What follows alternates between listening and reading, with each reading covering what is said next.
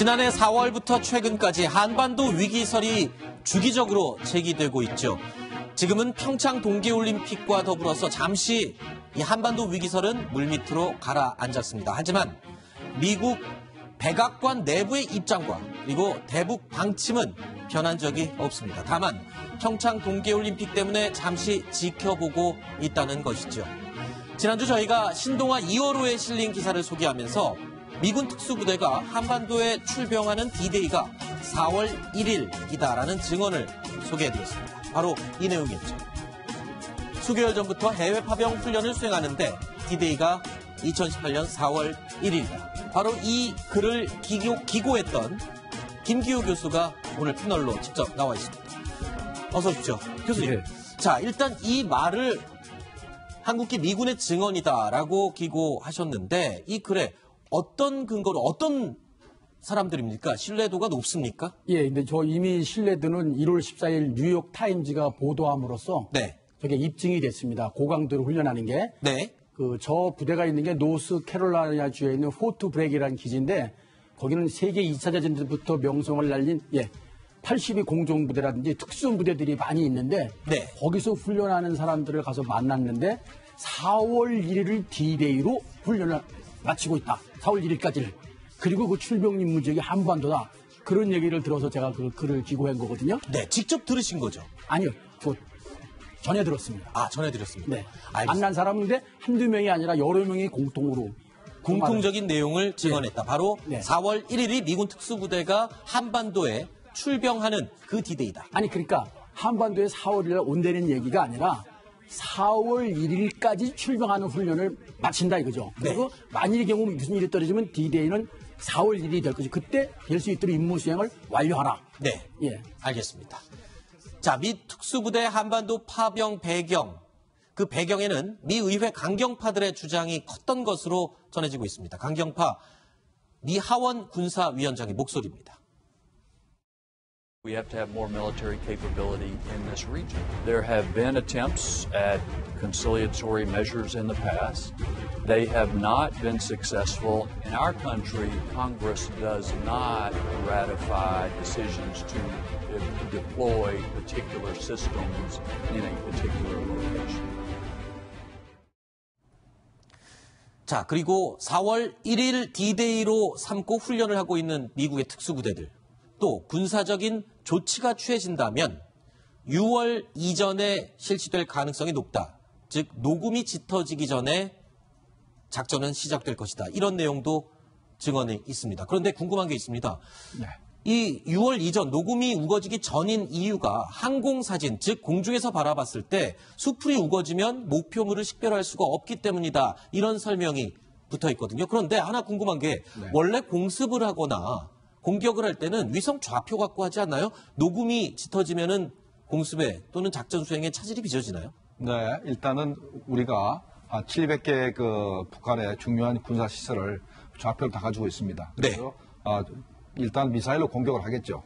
그런데 그렇게 해서라도 파괴가 안 되고 북한이 그 이동식 발사대 이런 것들을 옮기면은 가서 조종사가 육안으로 보고 공격해야 될 때가 있거든요. 네. 그때는 아무래도 녹음이 덜 우러지게 더 유리하긴 합니다만은 현재 미국의 능력으로 봤을 때는 사실 녹음보다는 장마철이 더 문제가 될 가능성이 있어요.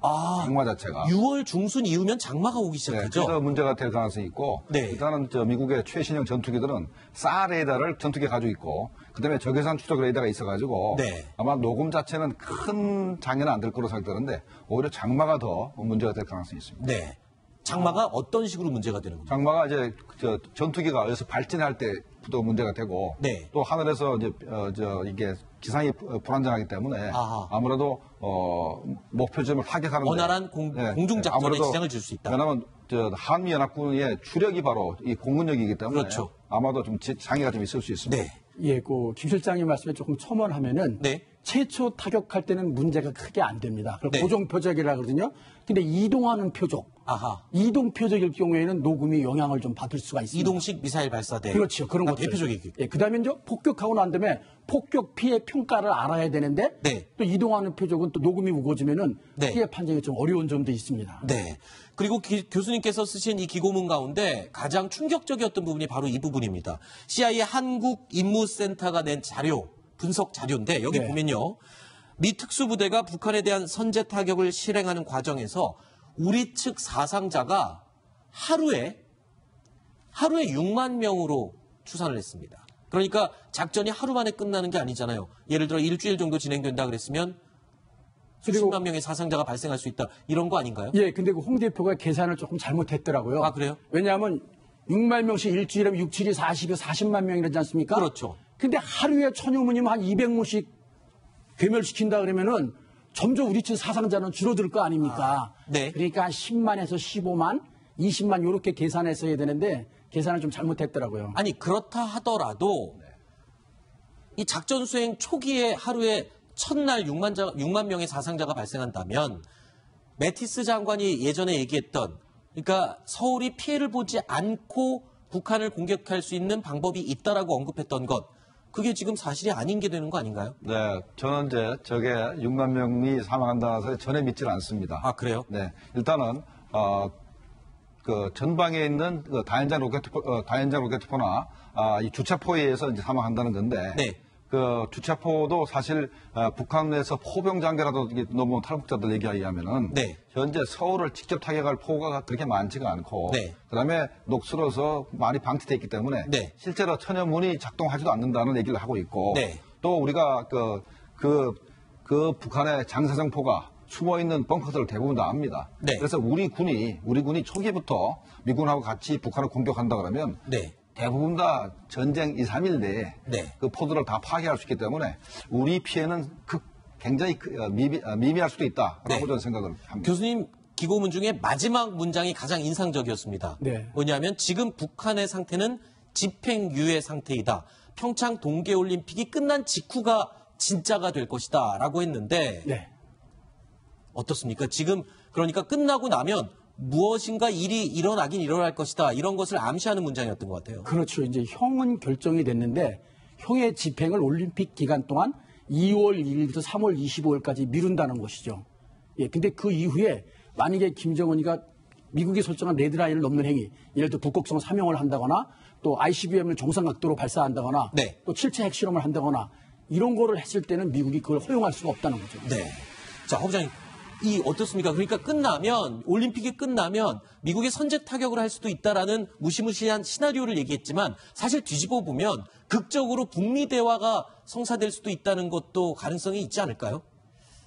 저는 지금 그 평창 올림픽 현송월 박람과 관련해서 지금 국내 분위기가 상당히 화해 무드 속에서 우리 그렇죠. 스탑10 제작진이 이런 어떤 만약의 사태에 대비한 의제를 이렇게 화두에 올렸다는 것 자체가 굉장히 시청자 한 사람으로서 우선 다행스럽다고 생각합니다. 네. 지금 사실 저는 늘 제가 논소련 외교안보 관련 사설을 쓸 때도 그랬지만 우리가 지금 어떤 남북 화해 무드도 좋고 전쟁 반대 당연히 반대하지만 항상 모든 가능성에 대해서 열어놓고 이른바 플랜 B 시나리오를 항상 치밀하게 계산해야 된다. 그리고 나라의 어떤 정치 지도자들은 그런 부분에 대한 대국민 설명을 해야 된다고 평소 강하게 주장을 해왔는데 네. 이런 주제들을 의제로 다룸으로써 저는 아까 김정봉 선생님 말씀처럼 전쟁 가능성에 대해서 과연 과거의 재래전처럼 그렇게 네. 막대한 피해가 가는 전쟁이 일어날까 그렇지 않다는 이야기를 군 관계자들로부터 많이 들었거든요. 네. 최첨단 무기를 동원한 어떤 첨단 전쟁의 과정에서 과연 서울이 얼마나 그렇게 우리가 생각하는 것보다 큰 피해가 일어나지 않을 것이다. 이런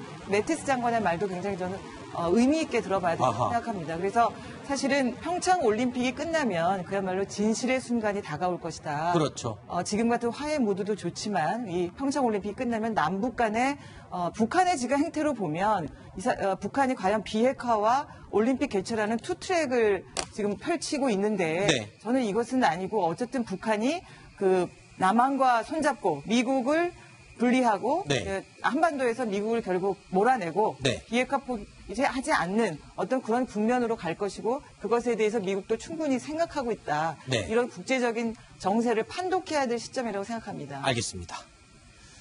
자, 지금 말씀하신 것처럼 우리 남한에서는 북한의 평창 동계올림픽 참가 준비에 대해서 아주 따뜻한 마음으로 환영하고 반기고 있습니다. 그렇다면 북한은 내부에서 어떨까요?